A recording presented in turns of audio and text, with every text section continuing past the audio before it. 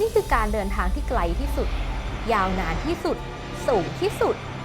และลำบากที่สุด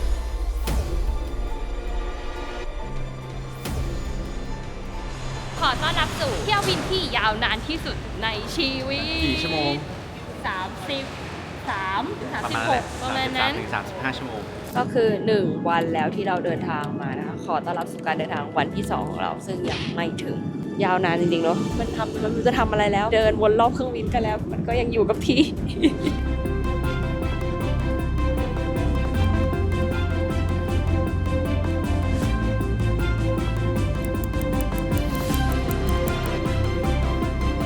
เป็นการมาเที่ยวที่โดน security เช็คเยอะมาก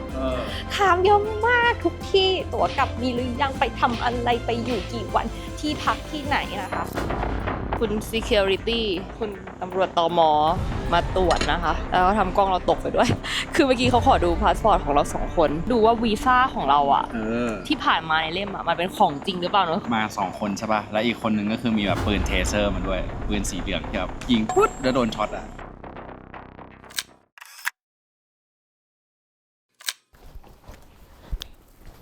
เรากำลังจะไปเที่ยวอเมริกาใต้กัน45วันค่ะเย้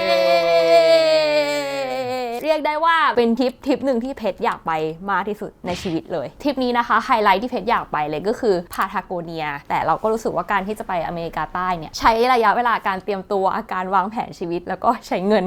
ค่อนข้างเยอะเลยกว่าจะเกิดทริปนี้ได้เราอายุ33แล้วมันเป็นตอนที่เรายังมีแรงมาถึงจุดหนึ่งที่มีเงินเก็บเราจะทำความฝันทริปนี้ของเราให้เป็นจริงได้ก็เลยรู้สึกว่าเนี่ยโอเคมันเป็นช่วงเวลาที่เหมาะสมแล้วเพราะว่าถ้ายิ่งแก่กว่านี้อายุเยอะขึ้นกว่านี้ไม่รู้ว่าเราจะยังไหวไหมกับการแบกเป้เที่ยวในระยะเวลาที่ไกลและนานขนาดนี้คลิปนี้นะก็จะเป็นคลิปเหมือนเป็น EP 0ที่เราเตรียมตัวก่อนเดินทางว่ามันมีเรื่องอะไรที่เราจะต้องเหมือนคอนเซิร์นบ้างเนอะเผื่อเพื่อนๆคนไหนที่สนใจอยากจะไปเหมือนกันเนี่ยก็สามารถติดตามแล้วก็ดูรีวิวพวกเราได้เลยฝากกดไลค์กดแชร์กด Subscribe ให้ด้วยนะคะทำไมเพชรถึงอยากไปที่นี่ครับทำไมต้องเป็นที่นี่ใช่ไหมมันก็เป็นเหมือน dream destination ของแบบคนที่ชอบไฮกิ้งเรารู้สึกว่าเฮ้ยมันสวยแล้วก็แบบค่อนข้างอลังการมากจากที่เห็นในรูปนะเราก็ไปมาหลายที่หลายเขาแล้วจากที่เพื่อนๆเห็นกันแต่ก็รู้สึกว่าที่เนี่ยมันก็คือหนึ่งในเหมือน life goal ของเราที่เราอยากจะแบบไปพิชิตให้ได้แต่สำหรับเราอ่ะก็คือเราไม่ได้คิดว่าจะไปตอนแรกไงเสร็จแล้วพอเธอบอกว่าเธออยากจะไปปุ๊บเราก็เริ่มไปเสิร์ชดูรูปใช่ป่ะแล้วก็ดูว่าหน้าตาเป็นยังไงต้องมีความตั้งใจแล้วก็แบบอยากจะขึ้นไปจริงอย่างเงี้ยใช่ก็คือเอาจริงๆทริปนี้นะใจเป็นหลักเลยค่ะ 80% การปีนเขานะ 80% อยู่ที่ใจเลยยังไงก็ไปถึงค่ะเราใช้เวลาเตรียมตัวกันนานแค่ไหนหลังจากที่เราก็คิดมาหลายปีแล้วแหละว่าเราอยากจะไปนะช่วงเวลานี้เราก็เหมือนล็อกไว้เลยว่าช่วงปลายปีนี่แหละเราอยากไปอเมริกาใต้ก็เริ่มแพลนตั้งแต่กุมภามีนาใช่ไหมแต่ว่ามันไม่ได้ง่ายขนาดนั้นค่ะเราจะไปตั้งแต่เปรูจนถึงแอนตาร์กติกาเลยคือมันยาวมากแล้วความลาตินอเมริกามันไม่ได้ง่ายขนาดนั้นในการหาข้อมูลหลายๆเว็บดูค่อนข้างสแกมมากเราก็แบบอันไหนมันจะเชื่อได้วะอันนี้มันจะเชื่อได้ไหมฉันจะโดนหลอกไหมก็พยายามหาข้อมูลแล้วก็รีวิวมันไม่ได้มีเยอะมากเนาะแพลนได้ระดับหนึ่งแล้วมันก็เหมือนต้องหยุดไปช่วงนึงเพราะงานยุ่งมากซึ่งหลายๆรีวิวที่เขาไปเขาพูดสเปนกันได้แต่เราพูดได้โฮลากาเซียมุยเบียนน้อยมากบอกเลยว่าน้อยมากมันก็เลยยากนิดนึงเดี๋ยวก็จะได้รู้กันนะคะว่าทริปนี้จะเป็นยังไงบ้างโอเคเราจะมาบอกแผนการเดินทางของพวกเราคร่าวๆใน45วันนะคะเดี๋ยวจะให้ต่างเป็นคนเล่าคือเราจะออกเดินทางกันโดยสายการบินเทอร์กิชนะครับแล้วเราก็จะบินประมาณ3ต่อนั่นแหละป้ายแรกที่เราจะไปถึงก็คือเปรูเราก็จะเริ่มที่เปรูนะครับเมืองลีมาแล้วเราก็จะค่อยๆเดินทางไปคูสโกลงมานิดนึงคูสโกก็จะเป็นเมืองที่เราจะไปดูมาชูปิจูเดินขึ้นไปมาชูปิจูเสร็จลงมาปุ๊บเราก็จะลงต่อไปเรื่อยๆข้ามมาที่ประเทศโบลิเวียเข้าไปที่เมืองหลวงมันมีการถกเถียงกันว่าจะเป็นเมืองไหนตรงลงเมืองไหนกันแน่แต่ว่าเอาเป็นว่าเป็นเมืองใหญ่หรือเมืองท่าเมืองหนึ่งก็คือเมืองลาปาสเสน่ห์ของเมืองนี้ก็จะเป็นการที่เรานั่งเคเบิลคาร์เขานี่คือ Public Transport ของเขาคือนั่งเคเบิลคาร์เราจะเลยต่อไปที่เมืองชื่ออูยูนีนะครับเพื่อไปดูทะเลเกลือที่ใหญ่ที่สุดในโลกเขาบอกว่ามองเห็นจากนอกโลกเลยดูจากนาซาลงมาได้ก็คือเห็นเป็นจุดเลยพอเสร็จแล้วเราก็จะเดินทางด้วยรถ 4 wheel นะครับทะลุ นาเกลือลงไปดูโวลเคโนภูเขาไฟทะเลสาบนู่นนี่นั่นแล้วก็ออกมาที่เมืองชื่อซานเปโดรเดออาตาคามาก็จะเป็นทะเลทรายอันนี้เข้ามาพาร์ทของชิลีแล้วหลังจากนั้นก็จะลงต่อไปที่ซานติเอโกซึ่งเป็นเมืองหลวงของชิลีนะครับหลังจากนั้นก็คือเดินทางต่อลงไปที่เมืองเปอร์โตนาตาเลสคือเป็นเมืองที่เริ่มเดินปีนเขาใช่มันก็คือเหมือนเป็นจุดเริ่มต้นของพาทาโกเนียฝั่งชิลีเพราะพาทาโกเนียมี2ฝั่งชิลีกับอาร์เจนตินาใช่ซึ่งจากเปอร์โตนาตาเลสเนี่ยจะมี2ออปชันให้เลือกที่คนเขาชอบคุยกันเนาะว่าเป็น O Trek หรือเป็น W Trek แต่พวกเราก็จะไปฝั่ง W Trek แล้วเราก็จะตั้งจุดที่1แล้วก็เดินขึ้นเดินลงแล้วหลังจากนั้นก็คือจะข้ามฝั่งพรมแดนมาที่ฝั่งอาร์เจนตินานะครับเมืองเอลชาลเตนกับเอลคาราฟาเต้ก่อนแล้วเราค่อยขึ้นไปเอลชาลเตนใช่แล้วก็เดินขึ้นไปดูยอดฟิตส์รอย yes. คือเดิน20โลขึ้นลงเช้ากับเย็นเลยเราก็จะลงไปที่อูโชยาซึ่งคือเมืองใต้สุด end of the world เนาะแต่จริงๆมันมีเมืองอื่นที่เล็กกว่านี้อูโชยาก็จะเป็นเมืองที่เป็นเมืองท่าเรือนิดนึงไปที่แอนตาร์กติกาเพนินซูล่าเนี่ยก็คือจะต้องขึ้นเรือที่เมืองอูโชยานี้หลังจากนั้นก็คือเราจะไปล่องเรืออยู่ประมาณ9 คืนออกไปก็2แล้วอะประจนภัยอยู่ประมาณ4 วันแล้วก็นั่งเรือกลับเข้ามาที่อูโชยาอีก2 วันหลังจากนั้นก็จะบินขึ้นไปป้ายสุดท้ายของเราก็คือโบโนไซเรสเมืองหลวงของอาร์เจนตินาก่อนที่จะบินกลับมาที่ประเทศไทย45 วันเป็นการเดินทางที่ยาวนานมากจริงๆทุกคนเนี่ยก็มาลุ้นไปด้วยกันนี่แหละดูซีรีส์นี้ต่อกันไปยาวๆว่าเราจะเจออะไรบ้าง ไม่รู้เลยมาต่อในเรื่องของงบประมาณของทริปนี้เชื่อว่าเป็นสิ่งที่ทุกคนอยากรู้ที่สุดว่าการจะไปเที่ยวอเมริกาใต้นาคาเนี่ยใช้เงินเท่าไหร่เราน่าจะต้องแบ่งเป็น2ส่วนก็คือส่วนที่อยู่บนเมนแลนด์กับส่วนที่เป็นแอนตาร์กติกา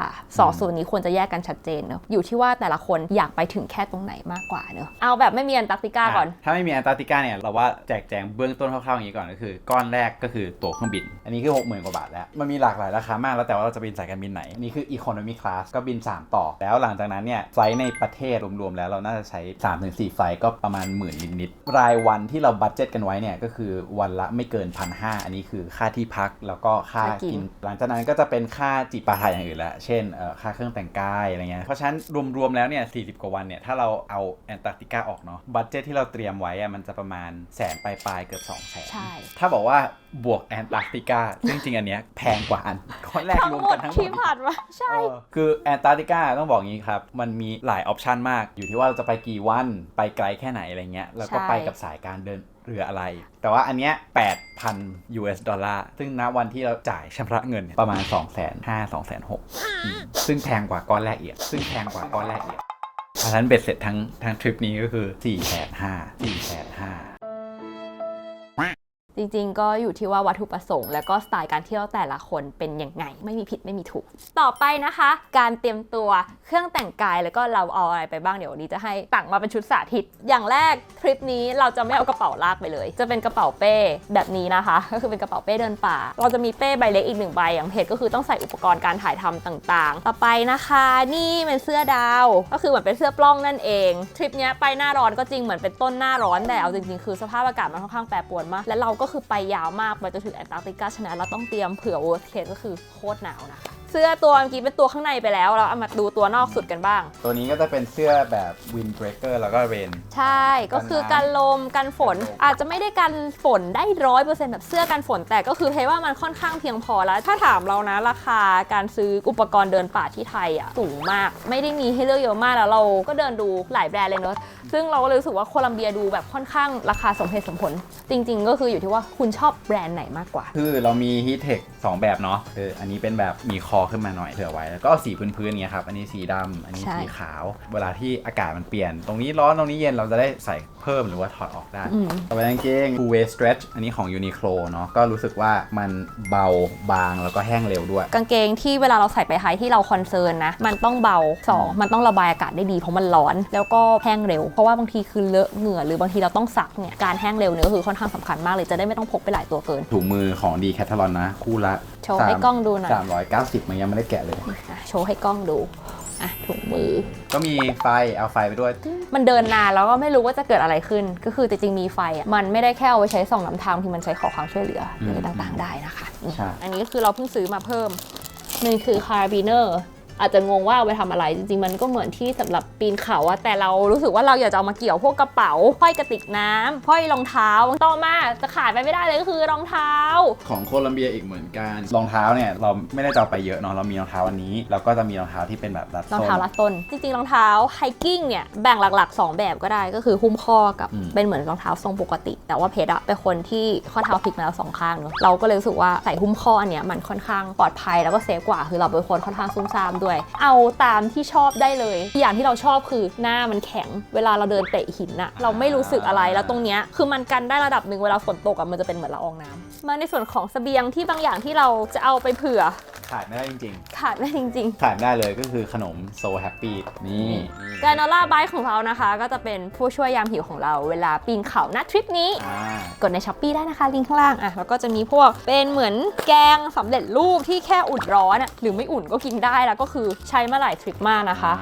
นี่ก็เราว่าเป็นของโรซ่าที่อร่อยคือลองมาหลายยี่ห้อก็รู้สึกว่าอันนี้อร่อยโดยเฉพาะพะโล้ไก่ไข่นกกระทานะคะแล้วอันนี้เพิ่งลองซื้อมาไม่เคยกินนะเป็นบุกรสยำก็คือฉีกซองเทรวมกันเขย่าไว้เข้ากันกินได้เลยแล้วก็นี่เป็นผงรสดีนะคะเป็นผงน้ำยำเผื่ออยากทำยำต่างๆอันนี้ลองดูยี่ห้อชิมดูไม่เคยกินแกงเขียวหวานไก่ก็เลยซื้อไปชิมดูใช่แล้วก็มาม่าแต่คงไม่ได้เอาไปหมดนี่นะจบจากพาร์ทอาหารต่อไปเรื่องเงินเนาะกับบัตรเครดิตซิมเนี่ยก็คือเราไปเป็นแบบeSIM เราใช้ของ WAK รอบนี้เดี๋ยวจะมารีวิวตอนจบว่าเป็นยังไง eSIM ข้อดีก็คือไปถึงปุ๊บมันเปิดใช้ได้เลยแล้วก็ไปถึงถ้าสมมติว่าสัญญาณดีไม่ดียังไงเราค่อยไปหาซื้อที่หน้างานต่อได้อีกทีนึงหรือถ้าไม่ใช้ eSIM อีกทางหนึ่งถ้าที่เพจแนะนำก็คือเปิดเป็น roaming ไปนี่แหละตามเครือข่ายของเรา AIS 2D-Tag เปิดไปได้แต่ว่าเราจะไม่ต้องเปิดแพ็กเกจที่มันยาวมันแพงเอาแค่เหมือนให้ฉันอยู่รอดประมาณ 2-3 วันแรกที่จะไปตามหาซิมก็ได้แต่อันนี้ก็คือแล้วแต่นะทีนี้เรื่องของเงินนะครับเงินจริงๆก็คือใช้บัตรก็ได้ทุกประเทศที่ไปคือเรารู้สึกว่าใช้ได้หมดเลยที่ทำกันบ้านมาเนาะยกเว้น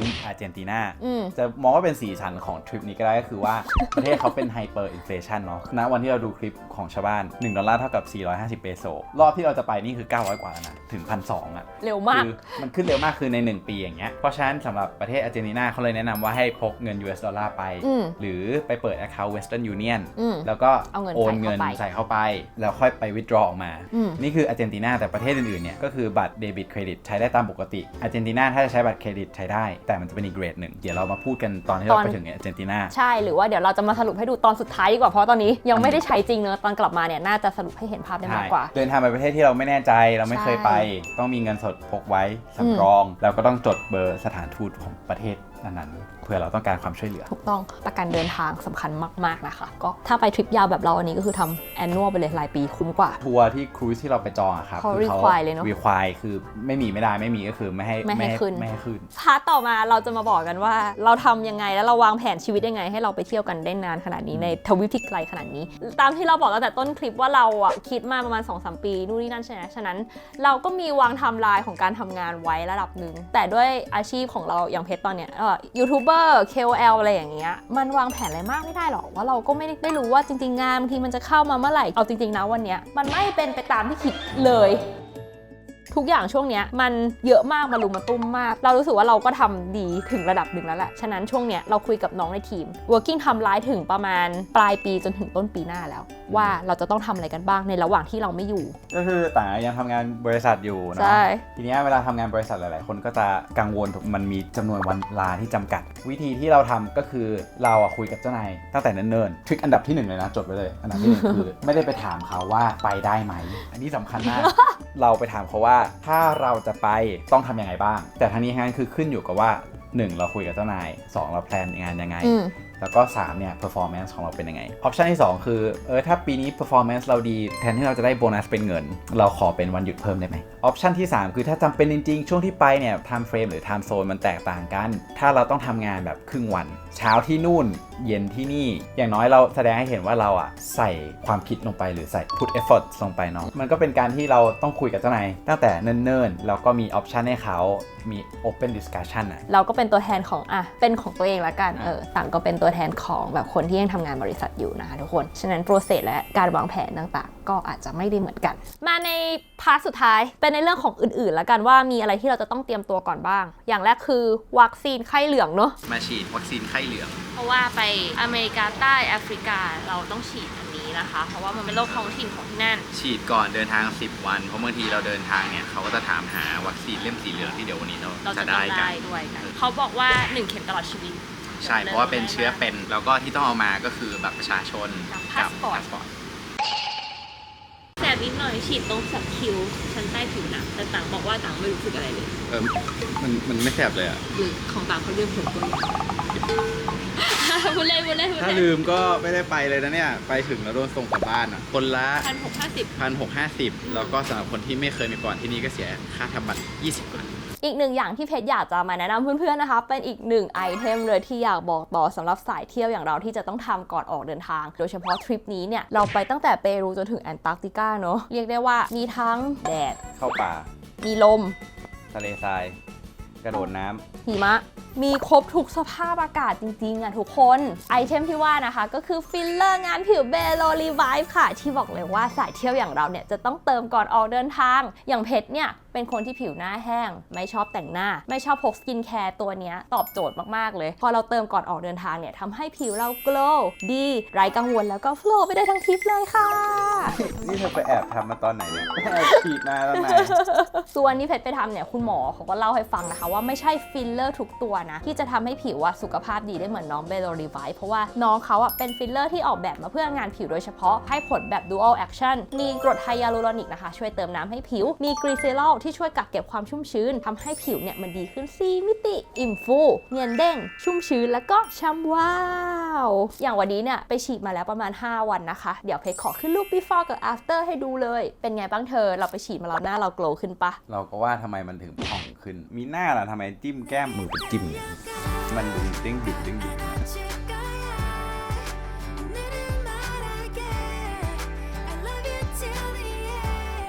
นั่นแหละทุกคนถ้าไปทำไม่ต้องบอกเขาก็ได้นะเขาก็จะได้รู้สึกว่าทำไมอยู่ดีๆเราสวยขึ้นมาทันทีดูโกลว์ขึ้นฉ่ำขึ้นโดยไม่มีสาเหตุ ดีแล้วไม่ต้องบอกเขาจะได้ไม่ต้องจ่ายตังค์ไม่รู้ ไม่ เสียตังค์ เราเอาบัตรเธอรูดไปแล้ว เห็นไหมเราทุกคนว่าน้องเบโลรีไวท์เขาช่วยจริงๆนะสายเที่ยวลุยๆแบบเรานี่คือสกินแคร์ไม่ต้องพกหน้าไม่ต้องแต่งนะคะทำ1 ครั้งอยู่ยาวๆได้9 เดือนเลยคุ้มสุดๆพร้อมไปเที่ยวกับเธอแล้วลุยแค่ไหนก็ไม่กลัว 9 เดือนดีจ่ายทีเดียวเลยอยู่ได้9 เดือน โอเคงั้นครั้งนี้เธอจ่ายเลยอีก9 เดือนเธอก็จ่ายให้ฉันนะโอเค โอเคต่อมาก็จะเป็นเรื่องของวีซ่าโบลิเวียเนาะ ขอออนไลน์ได้ก็ยื่นไปออนไลน์ล่วงหน้าก่อนได้เลย หรือจะไปขอที่ on arrival on arrival ก็ได้ อีกอันนึงที่ต้องเตรียมก็คือเรื่องของร่างกายสุขภาพร่างกายของเรา สิ่งสำคัญคือเพราะว่าต้องนอนให้พอช่วงใกล้เดินทางแล้วก็กินน้ำเยอะๆคืออย่าป่วยเด็ดขาดเลยป่วยตอนเที่ยวนี่คือทรมานมากคนชอบถามว่าเพจใช้กล้องอะไรบ้างเวลาไปเดินทางใช่ไหมเดี๋ยวจะพูดให้ฟังคร่าวๆเลยทริปนี้ไม่มีกล้องตัวใหญ่เราอยากไปทริปนี้มากๆเราควรจะเอากล้องเนี่ยไปเก็บภาพไหมแต่อายบอกว่าพี่ถ่าย iPhone มาเถอะแค่นี้พี่ก็หนักจะแย่แล้วพี่เอาตัวเองก่อนไม่ต้องแบกเยอะเพราะว่าหลายครั้งหลายทริปที่มันแบกเยอะมันไม่สนุกหรอกทุกคนก็คือถือว่าตัดใจเลยนะสิ่งที่เพจจะเอาไปคือ1แล็ปท็อปตัวที่เพจใช้ประจำ2ก็คือกล้องที่ถ่ายอยู่ตอนนี้ก็คือ Sony ZV-1 Mark II ตัวที่3ก็คือ Osmo Pocket ตัวที่4คือ GoPro ตัวที่5คือโดรนก็น่าจะเป็นการสรุปเตรียมตัวของการจะไปเที่ยวอเมริกาใต้ทั้งหมด45วันนะคะแล้วก็เจอกันค่ะอเมริกาใต้ทริปในฝันของเพจค่ะนี่คือการเดินทางที่ไกลที่สุดยาวนานที่สุดสูงที่สุดและลำบากที่สุด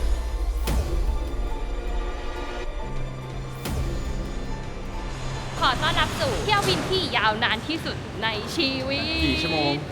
33-36ประมาณนั้น ถึง35 ชั่วโมง3ต่อนั่งจนก้นบาน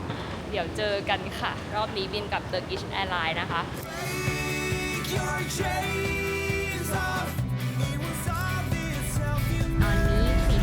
ตอนนี้4 ทุ่มกว่า 4 ทุ่ม 16 ค่ะไฟล์4 ทุ่ม 50ใช่ บินสต็อปแรกอิสตันบูลเดี๋ยวไฟล์นี้ว่าจะหลับก่อนแล้วก็ค่อยตื่นมาค่อยๆปรับเวลาเพราะตอนนี้ประมาณ5 ทุ่มเดี๋ยวต้องทำงานด้วยค่ะ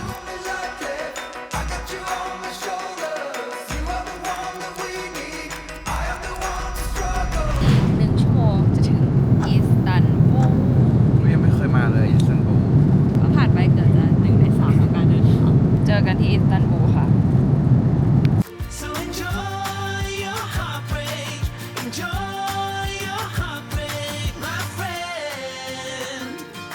ตอนนี้ตี 5:30มาถึงตุรกีแล้วจ้า มีเวลาอีก4ชั่วโมงนะคะ ก่อนที่จะ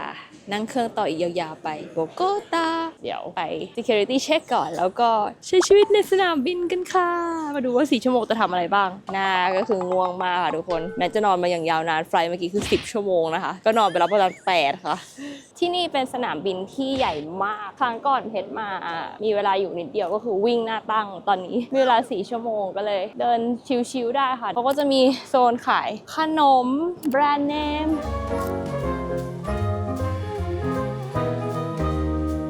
เข้ามาในเล้าแล้วนะคะอิกะเล้าคือมันใหญ่มากอย่างกับเมืองตอนนี้เราอยู่ตรงนี้นะคะคือมันเวอร์วังมากอะที่นี่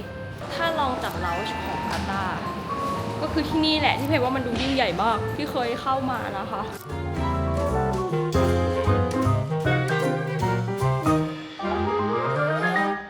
ไฟล์ต่อไปนะคะอิสตันบูลโบโกตาอีก13ชั่วโมงไปกันต่อค่ะเป็นการมาเที่ยวที่โดน security เช็คเยอะมากถามเยอะมากทุกที่ตั๋วกลับมีหรือยังไปทำอะไรไปอยู่กี่วันที่พักที่ไหนนะคะตอนนี้เริ่มงงวันไปหมดแล้วค่ะตอนนี้ที่ตุรกีก็คือเวลาประมาณ9 โมงเช้าค่ะ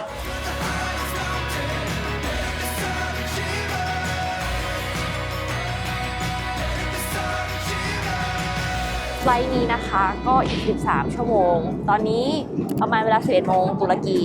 เขาเสิร์ฟอาหารเช้าแล้วก็เดี๋ยวกินแล้วก็ทำงานต่อตอนแรกเรานึกว่า Turkish Airlines จะไม่ได้มีหนังให้ดูเยอะแต่มี746เรื่องแล้วแบ่งหมวดไว้แบบหลากหลายมากปกติขึ้นเครื่องบินนานขนาดนี้ทำอะไรกันเพชรนอนดูหนังครับ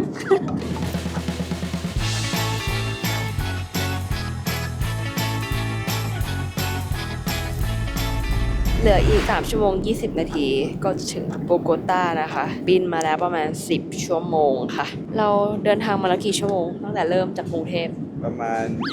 22-23ชั่วโมงรวมทรานสิตนะก็คือ1วันแล้วที่เราเดินทางมานะคะขอต้อนรับสู่การเดินทางวันที่2ของเราซึ่งยังไม่ถึง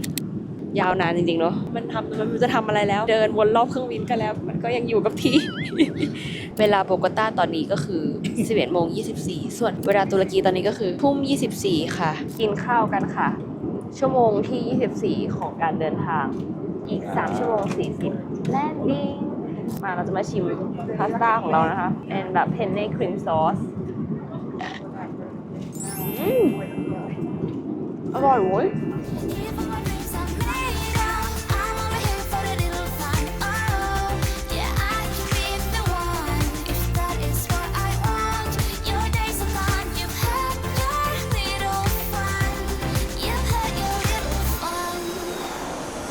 ถึงโบโกตาเรียบร้อยแล้วค่ะชั่วโมงที่27ของการเดินทางโดยประมาณเวลาตอนนี้นะคะ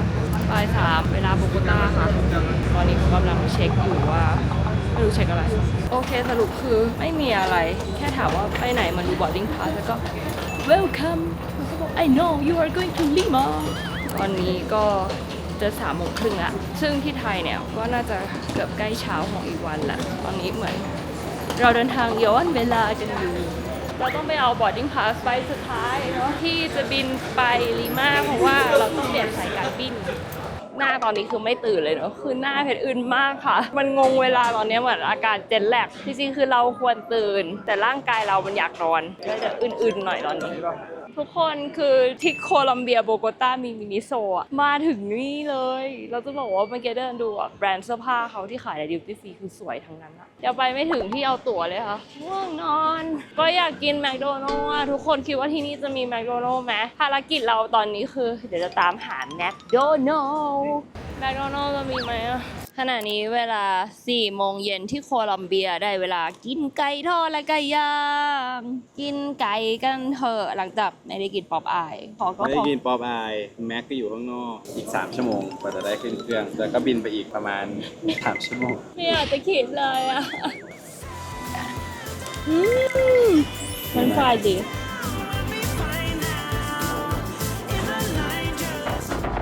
คุณ security คุณตำรวจตม มาตรวจนะคะ แล้วทำกล้องเราตกไปด้วย คือเมื่อกี้เขาขอดูพาสปอร์ตของเรา2 คนแล้วประเด็นคือสิ่งที่เราไม่เคยเห็นเลย ไม่ใช่แค่ดู เขาเอาเหมือนแบบที่ตรวจว่าดูว่าวีซ่าของเราอะ ที่ผ่านมาในเล่มอะมันเป็นของจริงหรือเปล่าเนอะเ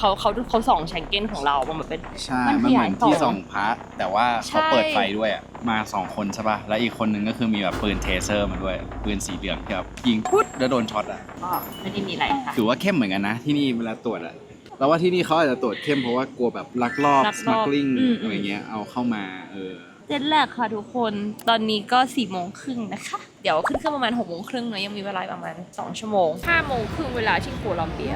ได้บอร์ดดิ้งพาสเรียบร้อยเดี๋ยวไฟล์บินก็คือตอน6:30ค่ะ อยากให้น้องลองทำเปรียบเทียบหน้าเพชรตั้งแต่เริ่มเดินทางจนถึงตอนนี้ว่ามันยมไปขนาดไหน ความอ่อมของหัวและหน้านั้นคือตาจะลืมไม่ขึ้นแน่บอร์ดดิ้งแล้วค่ะทุกคน6 โมงที่โคลอมเบียนะคะโบโกตาอีกประมาณ2 ชั่วโมง3 ชั่วโมงนะคะจะถึงเปรูแล้วเป็นการเดินทางที่ยาวนานจริงๆตอนนี้ไม่ทันจะลืมตาแล้วค่ะอ่อมมากแต่ว่าก็ต้องไปต่อค่ะไปกันต่อไหวไหม่เจอ ไปจ้าไปหมดแล้วเนี่ย ไฟล์สุดท้ายก็บินกับ LATAM Airlines นะคะ ก็คือลาตินอเมริกาแอร์ไลน์ซึ่งเครื่องบินดีมากก็คือมันกว้างขึ้นแล้วอะเบาะเนอะคือมันสบายขึ้นเล็กรูมมันกว้างขึ้นมากอะจากคือนั่งหลังคนหลังแข่งมา2 ไฟล์23 ชั่วโมง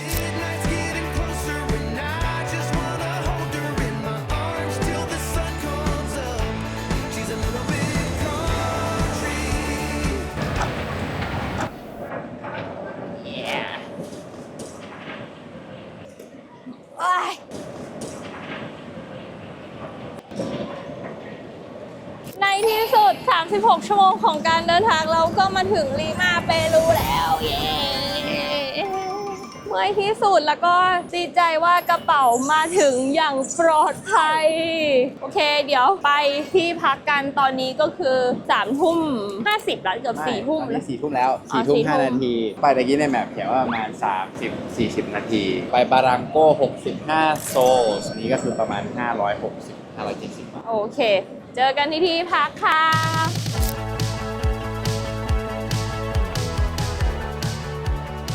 ถึงที่พักแล้วอยู่แถวบารังโกนะคะ ก็นั่งรถมาจากสนามบินประมาณ40 นาที อยากจะพลาวรีพรีเซนต์ที่พักอันนี้เพราะมันดูดีมากแล้วเราได้ชั้นบนสุดมีระเบียงด้วย บอกก่อนว่าตอนแรกอะตั้งใจว่าไม่เอาวันนี้แล้ว เพราะว่ามันเกินบัดเจ็ตไปนิดนึง แต่ประเด็นคือต่างลืมแคนเซิล จ้าไม่ถึงวันแล้วก็เลยแบบโอเคเอาอันนี้แล้วสุดท้ายทางบัดเจ็ตรวมออกมามันถูกลงพาไปดูห้องกัน ห้องน้ำดูดีมากอะเธอ ก็นี่นะคะทุกคนก็จะมีส่วน living room แล้วก็ห้องนอนแล้วก็คือมีครัวเล็กๆให้เราด้วย ก็คือเป็น Airbnb นะคะอันนี้ที่จองมาเตารีดก็มีให้ นี่ก็เป็นเตียงนะคะ ไหนพาไปดู rooftop สิ terrace นี่นะทุกคนคือเราได้ชั้นบนนะคะ นี่คือห้องนอนเรา โซนที่เราอยู่ก็คือดูเงียบๆ สะอาดสะอ้านมาก อันนี้นะคะเป็นวิวค่ำคืนนี้เดี๋ยว5 ทุ่มแล้วเดี๋ยวก็คิดว่าอาบน้ำแล้วก็นอนพรุ่งนี้ลูอิสส่งร้านอาหารมาให้เราใช่ไหมเพื่อนส่งร้านอาหารมาให้แล้วว่าตอนเช้า 8:30 ร้า บ น อกว่า เปิด เดินไปได้ประมาณ25 นาที ก็เดินไปได้นะชิวๆเมื่อกี้เพื่อนทักมาเลยว่าก็คือเก็บของเราไปชิวกันต่อเลยไหมเพชรแบบไม่ไหวแล้ว ไม่ไหวแล้วโอเคค่ะเดี๋ยวเจอกันพรุ่งนี้ค่ะเดี๋ยวจะแบบรวมที่พักให้ดูนะว่าทริปนี้คือนอนยังไงบ้างแต่เปิดด้วยที่นอนแบบสุดมินิมอลฉันไม่อยากจากเธอไปไหนเลยห้องนี้ เจอกันพรุ่งนี้ค่ะเราจะใช้เวลาที่ลิม่านะคะ ทั้งหมด4 วันค่ะโฮลาก็เสียmuy bien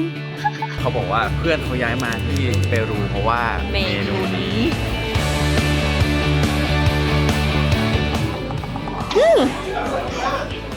A crispy noodles โอ้that's a lot คือเพื่อนเราบอกว่าชอบไปเลยไม่ก็เกลียดไปเลยอารมณ์ทุเรียนหรือเปล่า มันฮิตจนแบบโฟกไปเลย มาซื้อไปเลยใช่อินคาโคล่า30เลยเหรอ แพงจัง อ๋อ